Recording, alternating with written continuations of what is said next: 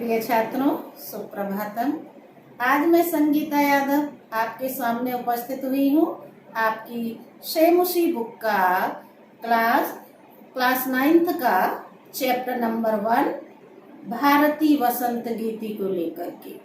ध्यान से सुनिएगा बेटा। जहाँ भी संधि, समास, प्रत्यय जो भी आएंगे वो आपको अपनी बुक में लिखने होंगे। पेंसिल लेके साथ में बैठना।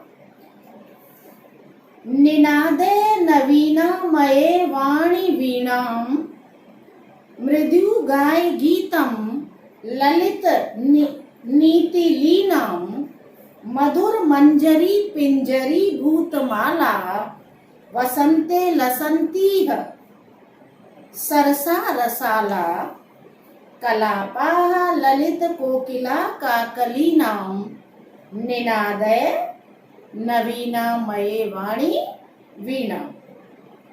वाणी का मतलब है देवी सरस्वती। हे देवी सरस्वती। निनादे बजाओ, नवीनामये नवीन, अये अरे, वाणी देवी सरस्वती। अये वाणी, हे देवी सरस्वती। नवीनाम वीणाम निनादे, नवीन वीणा को बजाओ। देवी सरस्वती को वीणा वादिनी कहते हैं क्योंकि वो अपनी वीणा को बजाती रहती हैं। तो कवि क्या कह रहा है? हे देवी सरस्वती, अपनी नवीन वीणा को बजाओ। मृदु गाय गीतिम ललित नीति लीलाम। मृदु मधुर नीतिपूर्ण गीतिम गाय। मृदु मधुर नीतिपूर्ण ललित गीतिम गाय। सुंदर नीतियों से पूर्ण गीत को गाओ। कैसे गीत को गाओ? मृदु मधुर गीत को गाओ।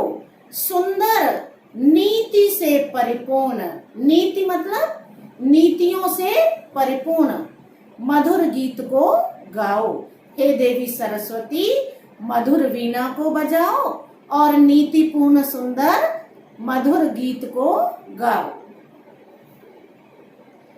मधुर मंजरी पिंजरी भूतमाला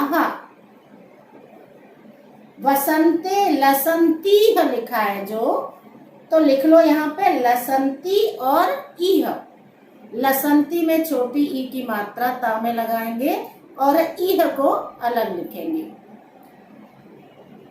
सरसा, सरस कहते हैं रस से परिपूर्ण, और रसाला का मतलब होता है आम।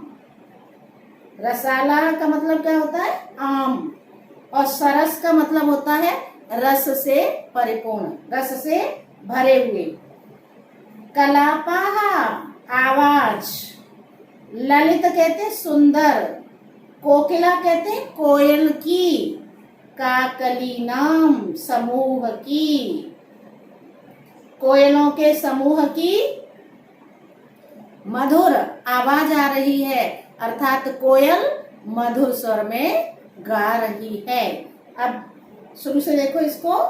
मधुर मंजरी पिंजरी भूतमाला वसंते। अब श्लोक में किस ऋतु का वर्णन है? वसंत ऋतु का वर्णन है। जो श्लोक की सेकंड लाइन में वसंते लिखा है उसको सबसे पहले लेंगे हम। वसंते सप्तमी विभक्ति। यहाँ वसंत ऋतु में पिंजरी भूतमाला, पीले रंग के रसपूर्ण आम के वृक्षों की पंक्तियां सुशोभित हो रही हैं।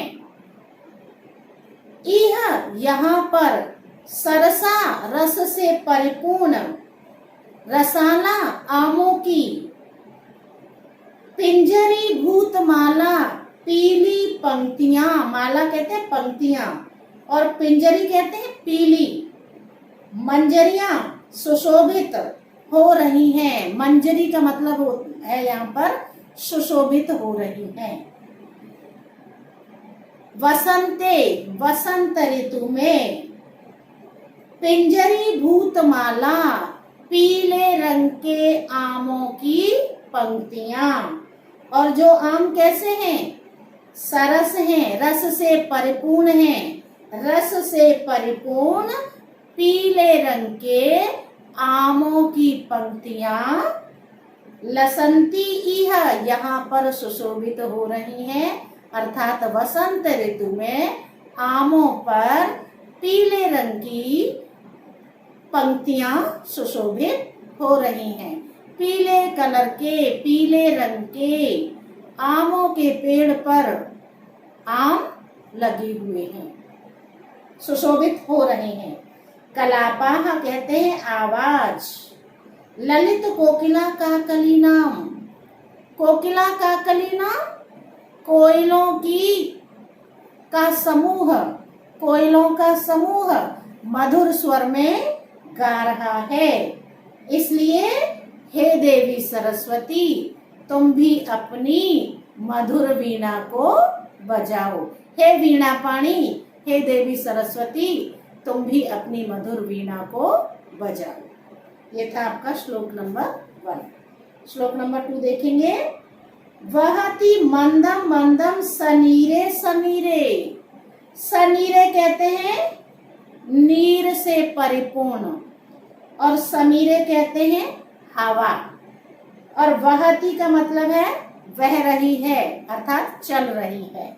मंदम मंदम धीरे धीरे। गर्मी के मौसम में हवा रूखी होती है, लेकिन वसंत ऋतु की जो हवा होती है उसमें जल की मात्रा भी होती है। इसलिए क्या कहा गया है? सनीरे समीरे, जल युक्त हवा, अर्थात ऐसी हवा जिसमें शुष्कता नहीं है। ऐसी हवा धीरे धीरे चल रही है, बह रही है। कालिंद्यात्मजायाः, कालिंदी अलग करो, आत्मजायाः अलग करो। आधा सा है या के बाद में, उसका विसर्ग हो जाएगा। और सवानीर तीरे। कालिंदी आत्मजायाः सवानीर तीरे नताम पंक्तिम आलोक्य। नताम और फिर पंक्तिम को अलग करेंगे और आलोक्य को अलग करेंगे। आलोक और ल्यप, आ उपसर्ग, लोक धातु और ल्यप प्रत्यय। मधुर माधवी नाम, मधुर मालती के की झुकी हुई पंक्तियों को देख करके निनादे, हे देवी सरस्वती, तुम भी अपनी मधुर वीणा को बजाओ। अब इसको शुरू से देखते हैं श्लोक को। आत्मजायाः, कालिंदी आत्मजायाः का मतलब है यमुना के किनारे। कालिंदी आत्मजाया, यमुना के किनारे। सवानीर तीरे, बेंत की लताओं से युक्त तट पर, अर्थात यमुना के किनारे अनेक बांस के पेड़ खड़े हुए हैं। तो क्या कहा गया है कि यमुना के बेंत लताओं से युक्त, अर्थात बांस के पेड़ की लताओं से युक्त तट पर सनीरे समीरे, जल युक्त जो हवा बह रही है वो कैसी है? मंदम मंदम बहती, धीरे धीरे सजल हवा बह रही है। कहने का तात्पर्य ये है, कालिंदी आत्मजायाः, यमुना के किनारे, सवानीर तीरे, बेंत के पेड़ों की लताओं के पास में, लताओं से यमुना के तट पर, सजल जल से युक्त वायु के मंद मंद बहने पर, अर्थात जो धीरे धीरे हवा चल रही है उसके बहने से क्या हो रहा है? मधुर मालती की लताएं। अब जो मधु माधवी नाम लिखा है इसका मतलब है मधुर मालती की लताएं। नताम झुकी हुई हैं, झुक गई हैं। किससे? जो सजल हवा बह रही है उससे।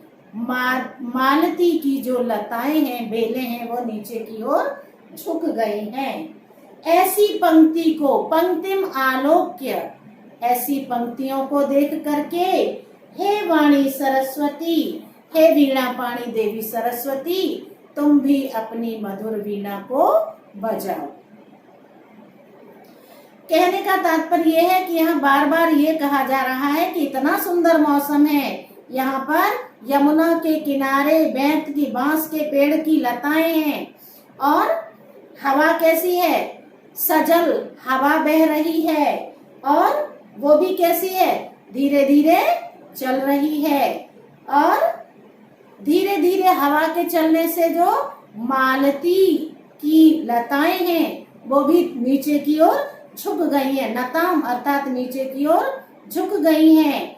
ऐसे सुहावने मौसम में, ऐसे सुहावने वातावरण में हे देवी सरस्वती, आप भी अपनी मधुर वीणा को बजाइए। आप क्यों शांत बैठी हैं? देवी सरस्वती, आप अपनी मधुर वीणा को बजाओ। श्लोक नंबर 2 था ये। श्लोक नंबर 3 देखेंगे। ललित पल्लवे पादपे पुष्प पुंजे, पुंज कहते हैं समूह को, पुष्प पुंजे फूलों के समूहों पर। मलय मारुत चंच चुंबते, चंच चुंबिते मंजु कुंजे स्वनंती,